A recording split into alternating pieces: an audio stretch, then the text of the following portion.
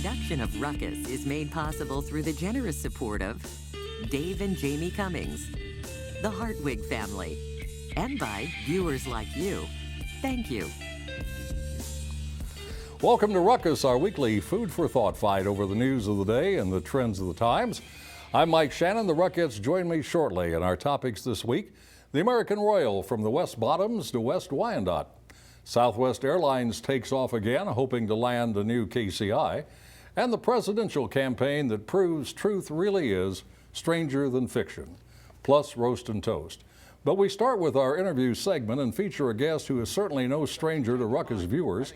He served as a Ruckus panelist for more than a decade and was a reporter and editorial writer at the Kansas City Star for 37 years. His newspaper career came to a surprising conclusion a few Mondays ago when he reported for work to find he no longer had a job.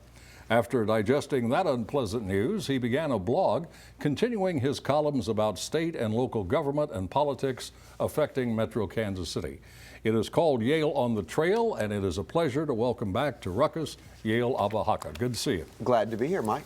So, did you have any inkling before you went to work on that Monday that your job there at the Star was going to come to an end? Oh, not at that exact time, but I mean, everybody at the Star kind of knows it's not a permanent deal necessarily, at least right now. And there had been layoffs at the Star for 7 or 8 years, so it's possible. I mean, the kind of total dissolution of the editorial board over a 2-week stand was surprising. Yes. Well, what were you told, if anything? Cutting costs. I mean, that's what is always said. Is there anybody left on the editorial board of the Kansas City Star? Well, I mean, the publisher is always on the editorial board, sure. And they're, but not permanent person right now. They are bringing in Colleen Nelson from the Wall Street Journal. Is scheduled to be here, sometime late November, early December, after she covers the Clinton campaign for the Journal. All right. Do you think she'll bring in an entirely new staff? I personally don't know. I mean, I know that was the plan, was that she was going to maybe be able to hire another person or two. With the cost cutting going on, I really wouldn't hazard a guess. I assume obviously she's going to be able to hire at least another 1 or 2 people, because you cannot run a one-person editorial page. Well, wouldn't you want people on the editorial page who had some institutional memory about Kansas City government and politics? Oh, I would. Is that a stretch? I mean, is that a crazy idea? But I'm not, and I'm actually thankful I'm not, because that was it's a weird job. Do you hear reports, rumors that the Star is going to become a more right-wing editorial page or a more moderate editorial page? I do see that, and then certainly that's possible. Jim Scott, who was my first editorial page editor in the 80s and 90s, always said that the Star basically shined through the eyes of the publisher. And basically, we had 12 votes in editorial page, and he or she had 13. So the publisher does dictate what that is. I would say, point out real quickly, the Blunt endorsement, which I think was wrong, is the one everybody points to. On the other hand, the Star, did endorse Hillary Clinton for president. Pretty obvious, but they did endorse her.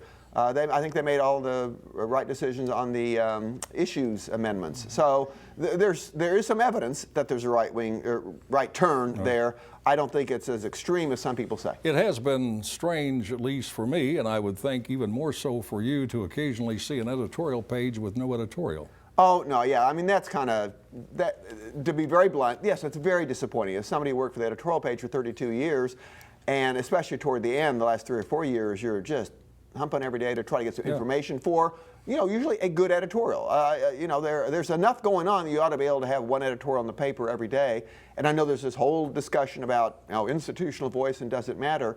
I happen to think it does, because you actually can not necessarily set an agenda, you can discuss an agenda. All right, let's talk about your blog. Sure. You've begun this effort to write about the elections, I think, primarily, and yes, we know you're concerned about a lot of issues, especially in Kansas. Right. What, when the election is over, will you be doing? Well, we'll see. I made the blog is called YaleOnTheTrail.com or YaleAbou-Hakka.com. You can spell Abou-Hakka. And it's basically the 2016 election, writing a lot about Kansas. I think it's very important, writing a lot about Jason Kander. Hopefully he's going to be the next senator.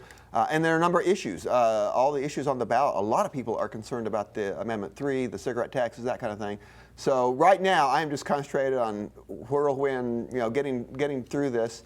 Then another door will open, I'm sure. You don't know if you'll continue the blog? Oh, I think I'm going to continue the blog. It's not going to be as intense as 2, 3, 4, 5 hours a day, which I thought I was going to retire for a little bit, but no, I really have to do it. There's just so much information out there and so many people who were craving that kind of local information, which, right now, at least editorially, the Star's not having. So I'm at least giving an outlet for some people to look at it. Okay, it's Yale on the Trail, and there is no charge for that is correct. I accepted $5 donations, but I think that's over. It's just let's get it done. You're not going to turn them down? No, I will not turn donations All right, down. Great to see you again. Thanks very much for coming in. Thanks, and Mike. Good luck with the blog Thanks, and Mike. your other activities. Yes, sir. That is Yale Abahaka, whose new blog is titled Yale on the Trail. Now let's meet the panel and start a ruckus.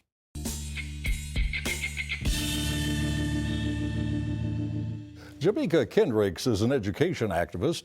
Steve Rose is a Johnson County civic leader and veteran Kansas City Star columnist. John Stevens heads Rock Hill Strategic. And Crosby Kemper III is director of the Kansas City Library System and host of KCPT's Centropolis, new program that airs this evening at 7:30 here on KCPT right after Ruckus. And you have Time reporter David Vondrelli as your guest. The national roving editor of Time, yeah. And so the purpose of the program is to talk about and explore great ideas. Ideas and characters. All right, that's 7:30 tonight after Ruckus called Centropolis. Thanks to all of you for coming in. It's good to see you again. Once underdeveloped, western Kansas City, Kansas is now a popular and growing entertainment and shopping area, housing the Kansas Speedway, the Legends Shopping Center, Sporting Kansas City Soccer, and the Schlitterbahn Water Park. Because of all that and more, the area has also become a major tourist attraction. And now, state and local officials are hoping to add the American Royal and agribusiness to the mix, using $80 million of Star bonds as the catalyst. Located in the West Bottoms, the American Royal has been on the Missouri side since the last year of the 19th century, the last 4 decades or so in Kemper Arena. The potential move is not surprising given the frequent conflicts between the Kansas City Council and Royal officials over the organization's future. So, 2 questions. Is this a significant loss for Kansas City, Missouri? And what's it going to mean for Kansas City, Kansas? And we start with John. It's only a significant loss for Kansas City, Missouri if they let it be. If they board up the American Royal Complex in the West Bottoms, don't work with the partners in the West Bottoms to develop it, then it could be an issue. But I think ultimately for KCK and for Kansas City, Missouri, this is a great opportunity. And it's an opportunity for the American Royal, which has been fading for many years. 2013 audit showed that there were 110 tickets average sold per event. And that's a problem. It gives them a chance to potentially reinvent themselves. I think it's a big risk for Wyandotte County and for Kansas, but it's also a good opportunity for them if they take advantage of it. Well, Crosby, your family was involved and is involved with the American Royal. Your father is, I think, responsible for Kemper Arena's existence and the maintenance of the American Royal. How do you feel about this move to KCK? Well, anything I say will get me in trouble with either the mayor or my brother or someone I plan to have lunch with. I think the city botched the keeping it in the West Bottoms, which I think is too bad for downtown and for the immediate Kansas City area. It's now in a suburb of Topeka. It's going to be in a suburb of Topeka. And I do think, the mayor and the city manager laughed about the 14 jobs, and John has talked about the decline of the number of people, but it's in fact still one of our biggest events in Kansas City. It's actually, I've got the Convention and Visitors Bureau list of events, and it's actually bigger than any of them in terms of its economic impact on the city. So I think mistakes were made. It's only 14 jobs, as the mayor laughed and said, apparently, but there will be a lot more jobs when the other aspects of the American Royal come to fruition out at the western edge of Kansas City, Kansas. This is this is just half of the deal. There's another $80 million. No, absolutely. Fortune. This will be the catalyst for further development in that part of the community, just as the Power and Light was a catalyst for all the Renaissance downtown. And I think that Governor Brownback gets some credit for a coup. And I think this is a real coup for Kansas to have American Royal. It's very strategic, strategic, and it's got a great deal of status to it. And I think that I think all in all, it's a pretty good deal. It is a little bit risky.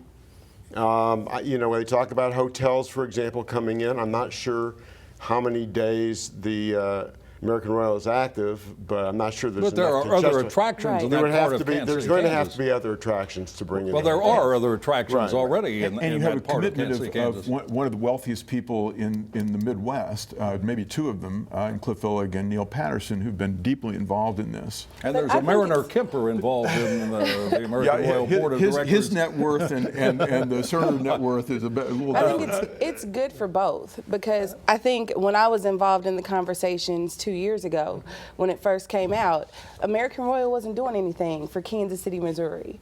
And for Kansas to say we want to become an agricultural center, this fits perfectly. They already have the dairy farmers, and now they're going to have Kemper. And with Kansas City, we're moving towards STEAM, science, technology, engineering, All right, and arts. let me interrupt for a second. Steve mentioned Governor Brownback, and in a surprising moment on Ruckus, there was praise for Kansas Governor Brownback. He was on this program back in the early part of August, and it was a wide-ranging interview.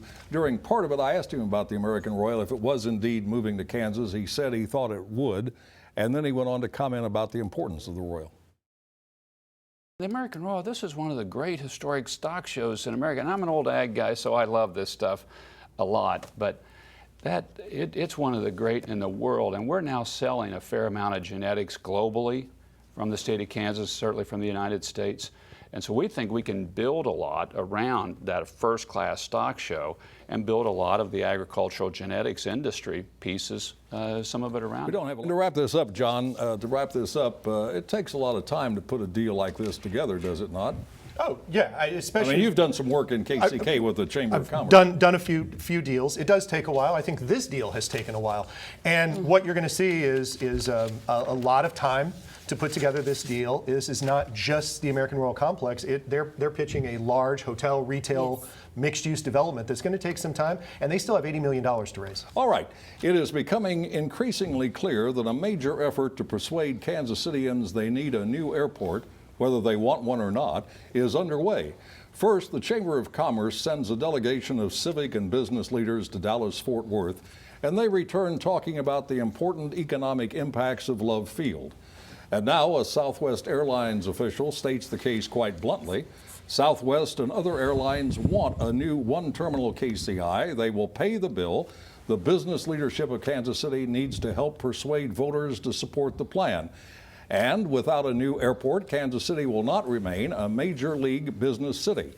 Now, previous polling suggests that less than half of voters would support a new one-terminal facility. So, Crosby, is there any reason to think the public's attitude is changing? Well, I think we ought to listen to the CEO of Southwest Airlines when he tells us that they need this. They're our biggest airline, and they're very bottom line oriented. So we should listen to that. The city, unfortunately, I'm going to surprise the mayor by saying I can be had on this issue. I could support a new airport, but we need to have the facts on this. There are just a handful of facts floating around, and the city starts from a credibility gap of having lied about what the TSA wants, having lied about what the EPA wants, having lied about the airlines, having lied about borrowing $10 million from the airport authority. And so they've got it. I want to see a cost-benefit analysis, a real cost-benefit analysis, but I can vote for it. And you've been pretty strongly opposed to it previously, have you not? But one of the things that Southwest said is that they would take the $7, it cost them $7 to enplane a passenger today, and it would go to $11. That's a 50% increase, but would still be cheaper, they say, than St. Louis, and they would move flights into KCI. If that's true, we need to listen to that, but we need to see what that's going to do to passenger cost and the ultimate traffic. Jamaica, let me ask you the same question. Do you have any sense that the public's attitude No. toward changing KCI? The only thing that has changed, shifting? like as we're talking about this now, is Southwest's position. The public, the most recent poll says it didn't shift very much. And I think instead of, and I don't know what changed Southwest's position, I'd like to know what it was. Because initially when this came out, they said, you know, we could go with a renovation. We didn't necessarily need a one terminal. And now suddenly suddenly it's changed. So why?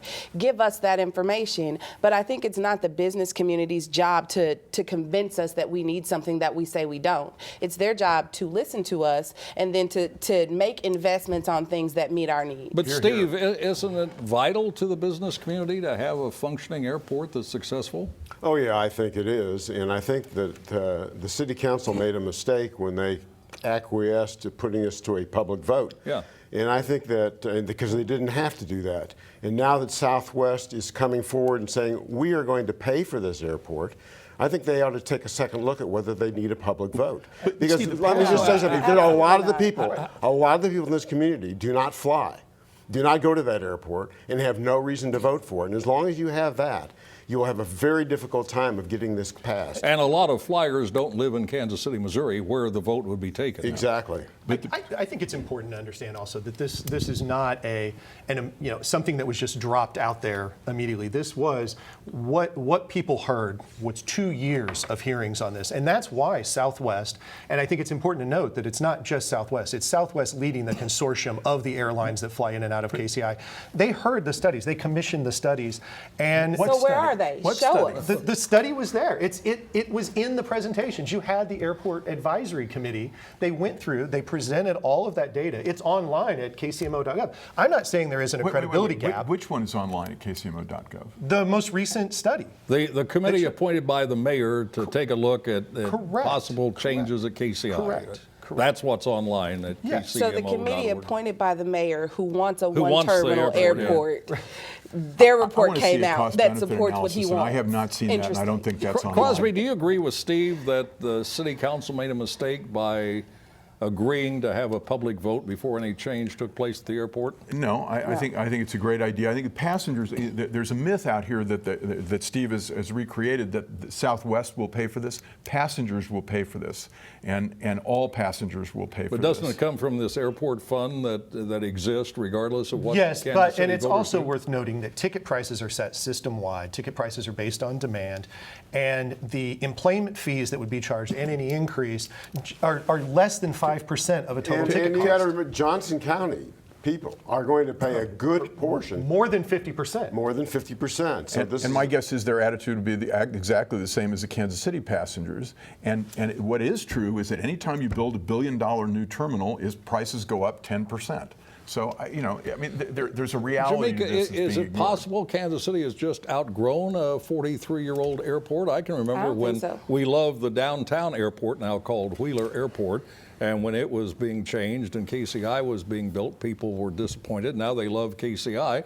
Is it not possible that KCI has outlived its usefulness? It is possible. I don't think it has. You're not but buying it, are you? I think what we need to do, instead of trying to convince people, oh, we just need to change it because the politicians say we want to change it or the business people do, we need to get out facts. Why do we treat people like they can't digest information and make reasonable decisions? So if the business community and the politicians really want us to go for one terminal, give us the information Amen. about the pros and the cons of staying where we are or moving to one terminal. Let us make a And decision. you are a Kansas City, Missouri voter, I am. so are you, like Crosby, willing to change your mind?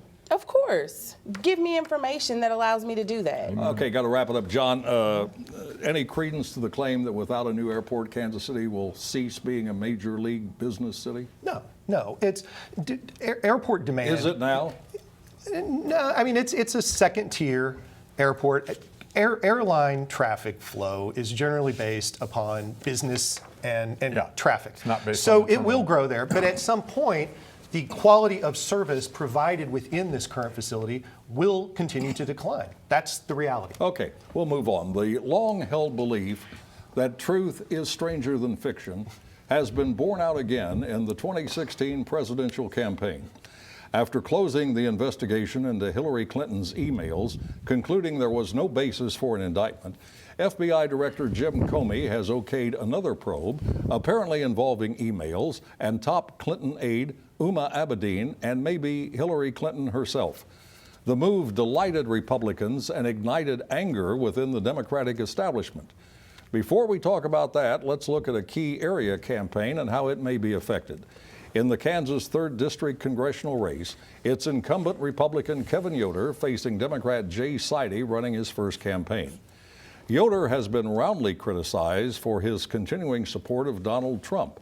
Will Mr. Sidey face similar criticism for his continuing support of Clinton in light of this latest controversy? Let's start with Steve. Well, interestingly, the people who are at play here, the people who've been dragged into the names into this campaign, is Governor Sam Brownback. He's the one that's going to determine the outcome of this election. Jay Sidey has spent now upwards toward $1 million connecting Kevin Yoder to Sam Brownback. It's a very loose connection.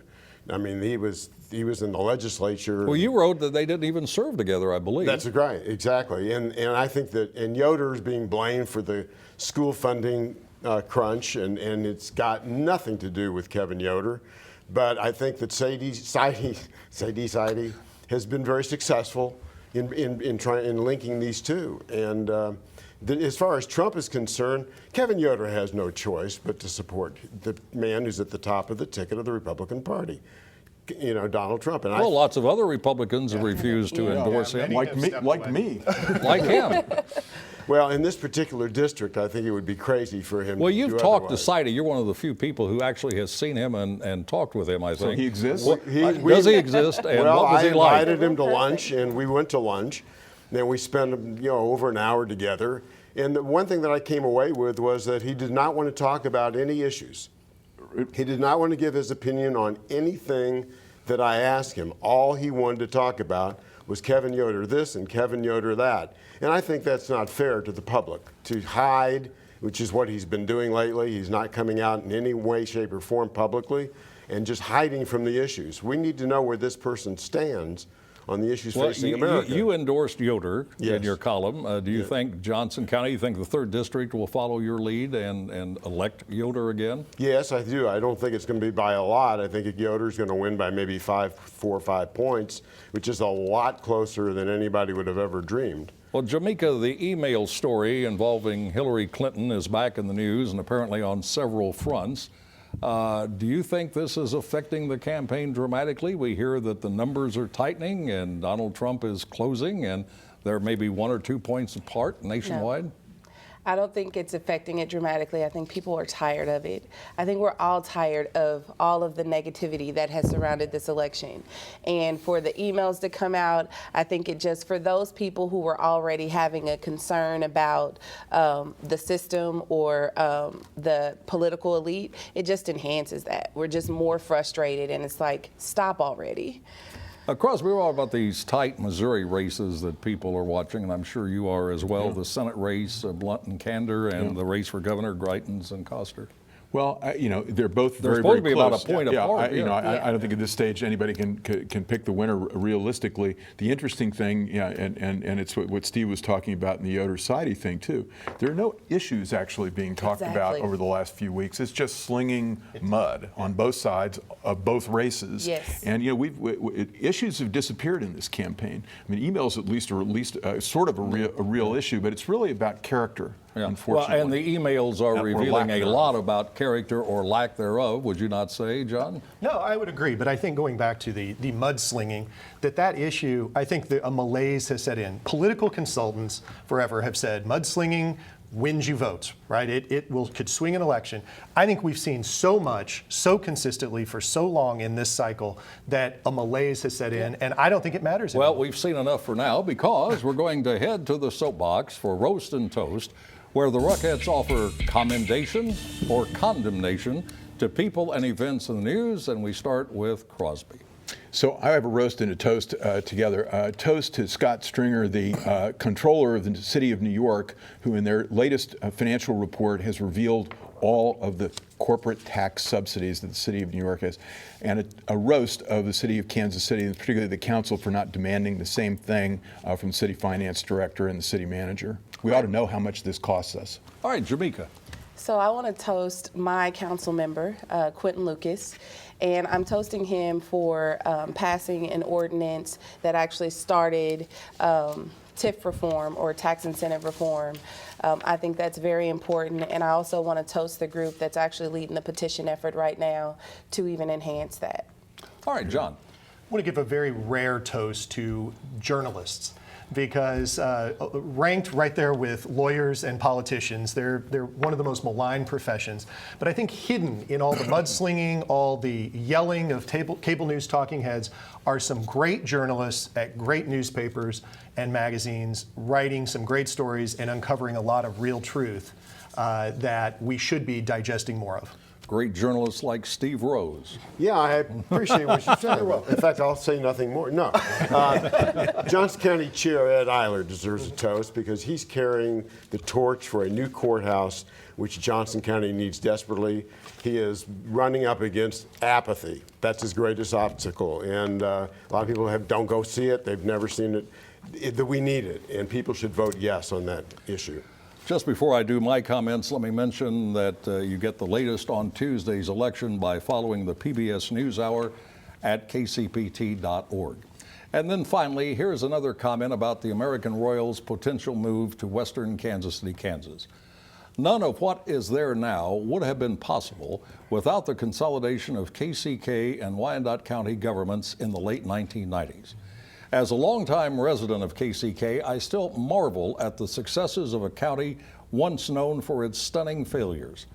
Many people are responsible for the change, but the main toast, the main credit still goes to former KCK Mayor Carol Marinovich, who led the fight, and the benefits of her good work continue. And that is Ruckus for this week. We are back next Thursday at 7. Now for the Ruckettes and the crew, I'm Mike Shannon saying thanks for watching. Stay tuned for Centropolis with Crosby and Time reporter, whose name eludes me, David Vondrilli. Vondrilli. Thanks again for watching and good night.